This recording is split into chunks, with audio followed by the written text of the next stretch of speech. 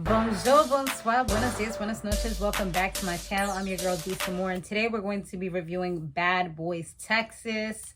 All right, I can't wait for the freaking Bad Girls, reunion. That's what I'm looking forward to for real, though.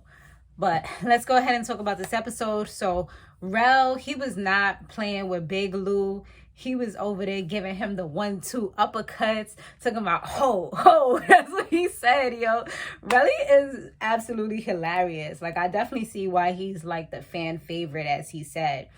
But yeah, he was not playing. He was going hard.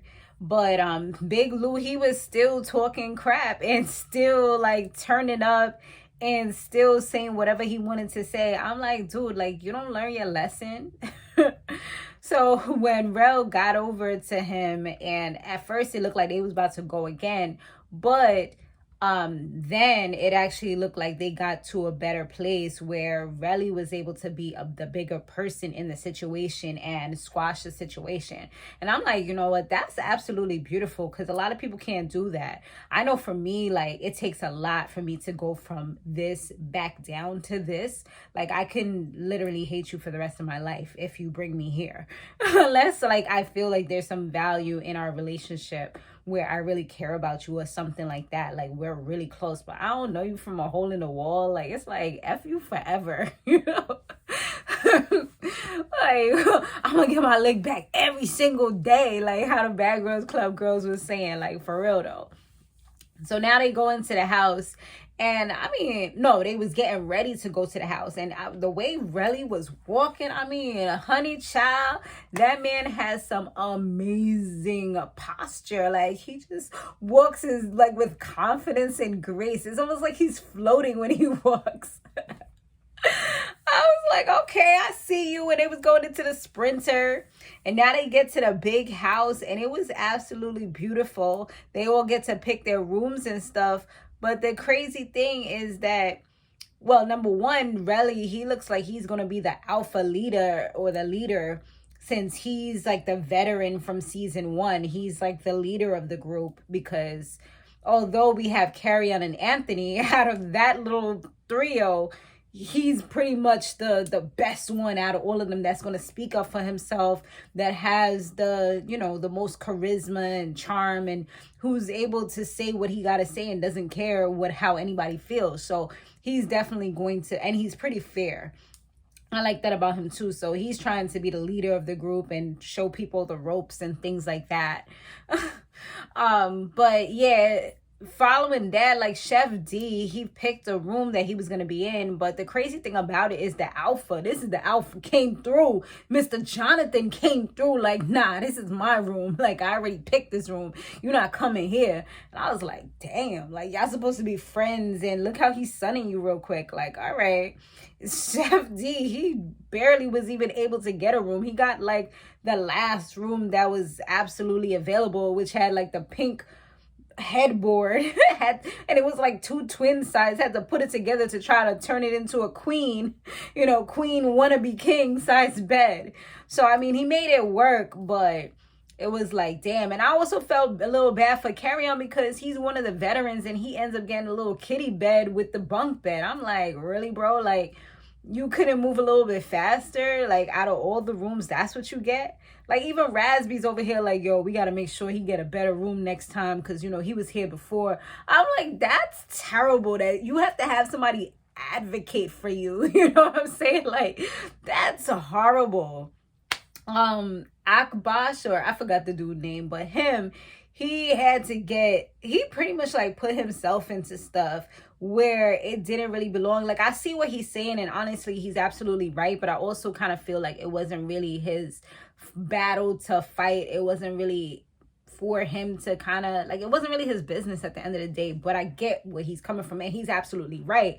Was that he was saying that he's talking to Chef D, and he was telling him, like, you should not have jumped in after Jonathan was already handling Anthony. And Chef D, it's like he didn't really want to hear nothing that this dude had to say, because he's like, I guess he feels like he's right in this situation, even though he's absolutely 100% wrong.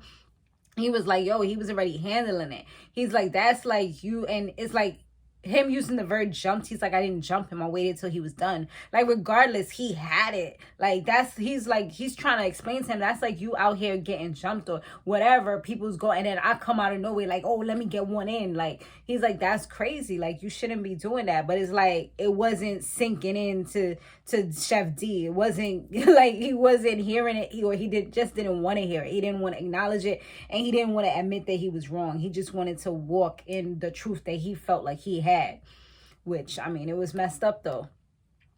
So Prince, he ends up telling Orlando that he seems like a chill dude, but it's like, dude, you only known him for what, 1 to 2 days? You don't know him that well. But he was like, all the things that they be saying in the media about you, like, it don't even seem true because, you just seem real, like, chill and all that stuff. I'm like, wait, there's more.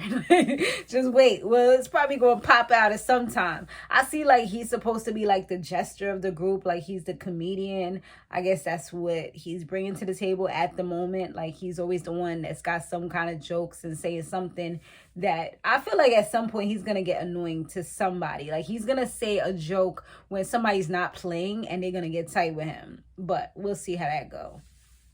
Big Lou and Relly,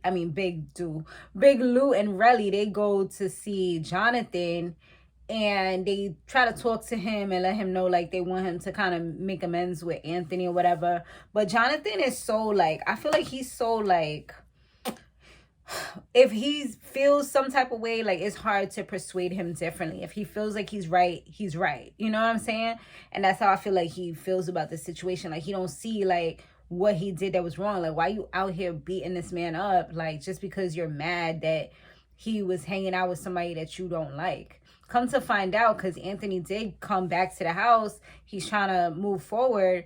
He's like, the whole thing was that, I guess the same dude from last season that he was having problems with, that what's his name, Rell or something with an R, that dude, he was the one that he set him up with a party and, all that stuff, give him the little VIP treatment, all that stuff. So he was mad about that. But, like, at the end of the day, that's his business. You can't stop somebody from getting money. Like, are you going to give him that money that he's not going to be getting because he's denying a client?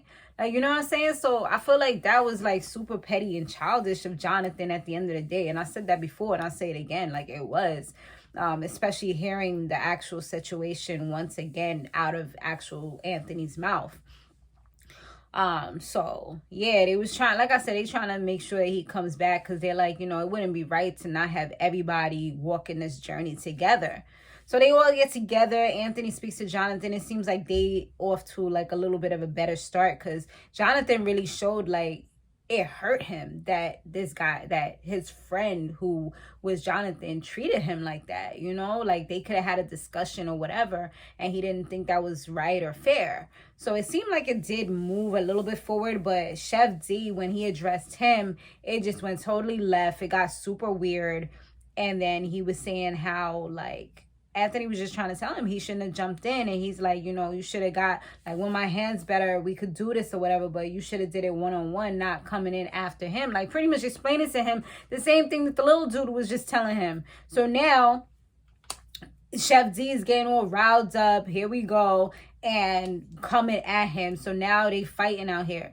Like, that's crazy, because at the end of the day, Anthony's hand is already messed up. Like, he's probably just making it worse. And he said he didn't even go to the doctor. He should definitely go. Crazy how that big security guard that be in every episode all the time, he dead fell. That was hilarious, though. But, I mean, that was pretty much the episode, you guys. Thanks so much for watching. And I'll see you guys on the next one. Deuces.